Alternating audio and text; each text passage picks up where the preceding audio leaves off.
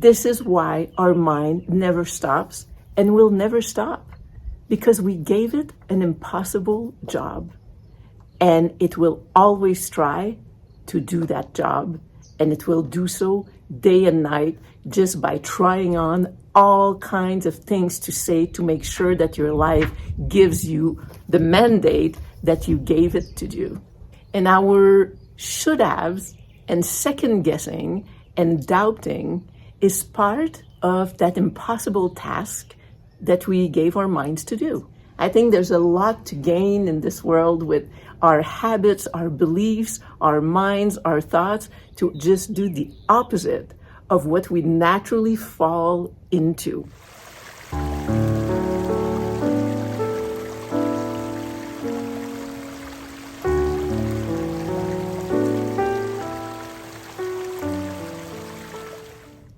Hello, beautiful. How are you doing today? I am pretty sure that you've heard about the idea of accepting what is. It makes sense, right?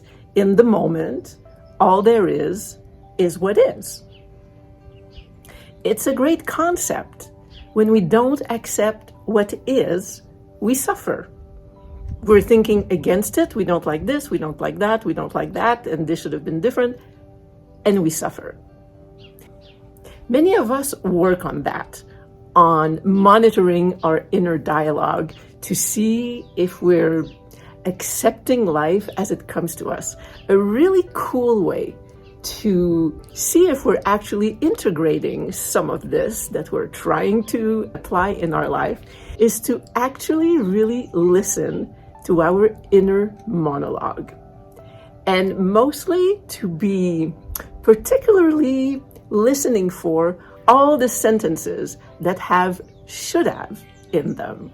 It's something I discovered like a couple decades ago or whatever, to start monitoring that. And I have to say that every time that I go back and actually choose to do that little exercise, I am always kind of surprised, occasionally appalled by what I discover is the content of my mind.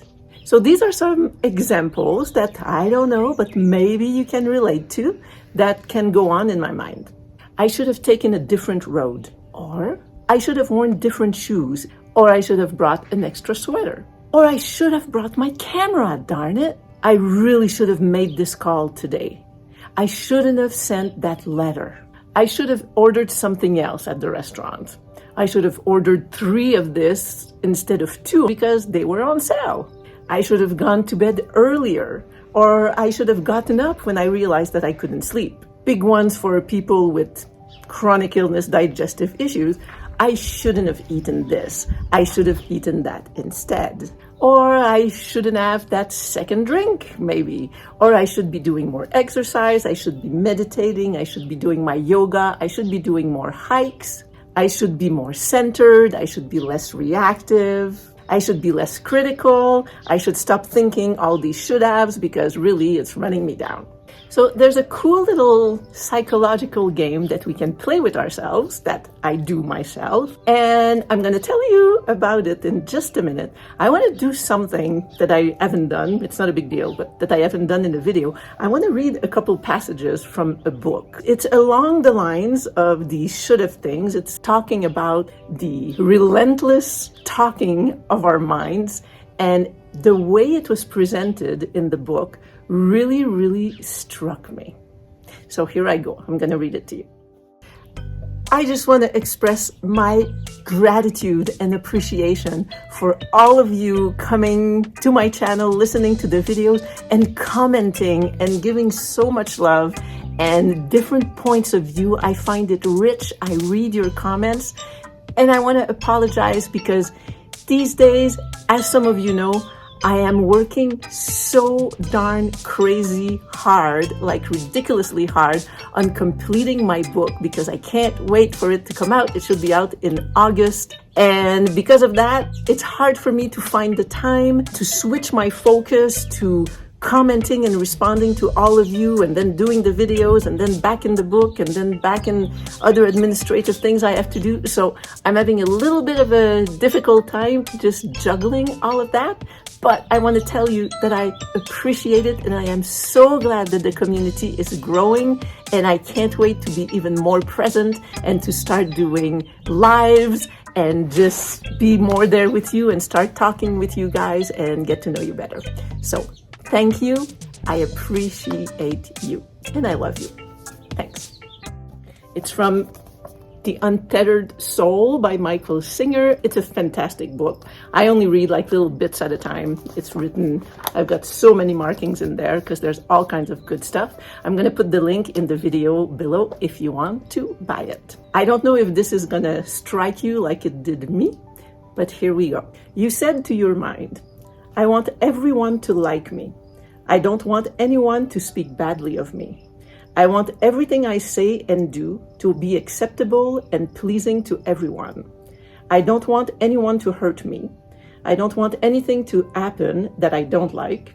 And I want everything to happen that I do like. Then you said, now mind, figure out how to make every one of these things a reality, even if you have to think about it day and night. And of course your mind says, I'm on the job. I will work on it constantly. Can you imagine somebody trying to do that? The mind has to try to make it so that everything you say is said the right way, taken the right way, and has the right effect on everybody. It has to make sure that everything you do is interpreted and seen the right way, and that nobody does anything that hurts you. It has to make sure that you get everything you want, and that you don't ever get what you don't want. The mind is constantly trying to give you advice about how to make it all okay. This is why the mind is so active. You gave it an impossible task to do. I thought that was brilliant. This is why our mind never stops and will never stop, because we gave it an impossible job. And it will always try to do that job. And it will do so day and night just by trying on all kinds of things to say to make sure that your life gives you the mandate that you gave it to do.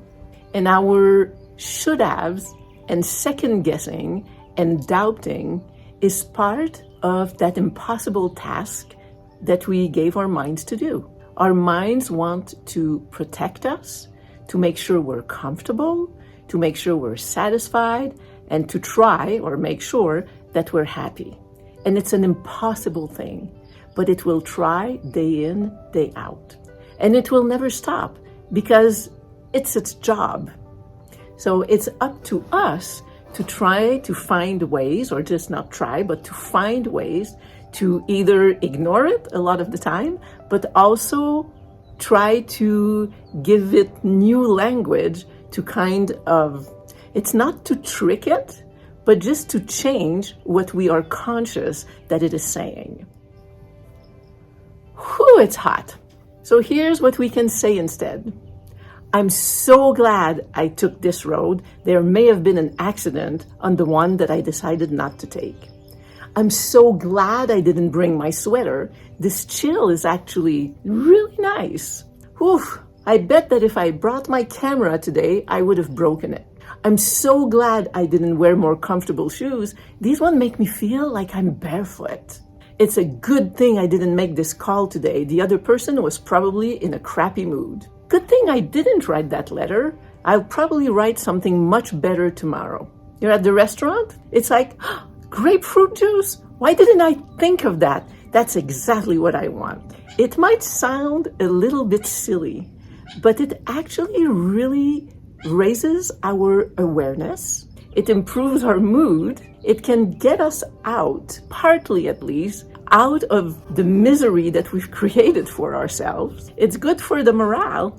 And who knows, if everything is true that the mind creates everything, which there's a passage in the book that I found pretty interesting because it was the opposite of that the mind does not have an effect on the world. So anyway, there's some different positions on that. But if it does happen that our thoughts and our minds and the ongoings in our head actually has an effect on our lives, well, if we start switching things around, who knows, we might get better things in our lives. And I have to say, just doing it is actually kind of funny, and sometimes not funny haha, because it's like, oh my God, just listen to myself here.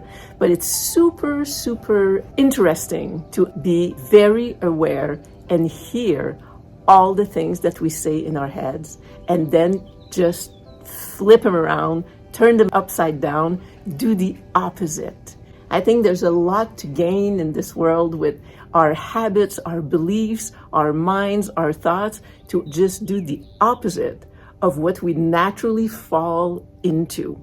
Because there's this rut that gives us exactly what we have in our lives now, and by making ourselves consciously do the opposite. I remember at some point I would park my car the other way around in the parking. I would leave the house and turn left instead of right. I would just like change all kinds of things just to kind of shake things up in there and see what it would give. And you can actually kind of physically feel this shaking that's happening, because it's just like putting you in a place that is not normal, and it brings your awareness to now, because you're not doing anything by pure habit. And that brings us to the now. Anyway, that's kind of a side idea. So that's my little psychological experiment that I suggest you try. And it would be lovely if you actually did try it and put a comment on what it felt like and the things that you actually heard yourself say, for example. Bear it all. And as I was thinking of this video, it occurred to me that for people listening that are highly sensitive people, or any other designations that kind of mean the same thing, I think that we are more prone to that because we perceive more, and we have more impressions and more stimulations, and which means we have more thoughts occurring in our super brain, or whatever you want to call it. I don't know, some people are going to be offended that I think that we have super brains, but oh well, apologies, not. So, but I do think that highly sensitive people probably have a greater tendency, it's easier for us to go there because of how our nervous system is designed and how we maneuver through life, having this kind of nervous system in the brain that matches it. So instead of should haves, let's try as often as we can to tell ourselves what I'm doing is the right thing. The choice I'm making is the right choice. Congratulations on making this decision. Given the situation I'm in, I'm doing pretty darn well. Let's try to transform our inner monologue into something that is more, ooh, the little bunny is coming. Ah, I love my little bunny. So let's try to transform our inner talk to something that is more supportive and loving of who we are. So let's practice. What I'm doing is great. My decisions are great. My thoughts are great. And I'm great. And as a little secret, I'm even doing this out loud. I'm living alone, so I'm okay with it. I do it from morning to night. I wake up and it's like, whoo, whatever, something positive. And I congratulate myself and support myself out loud in the house during the day because, frankly, it feels good. So you have a beautiful week. Thank you for being here. I really appreciate you, and I will see you soon. Bye.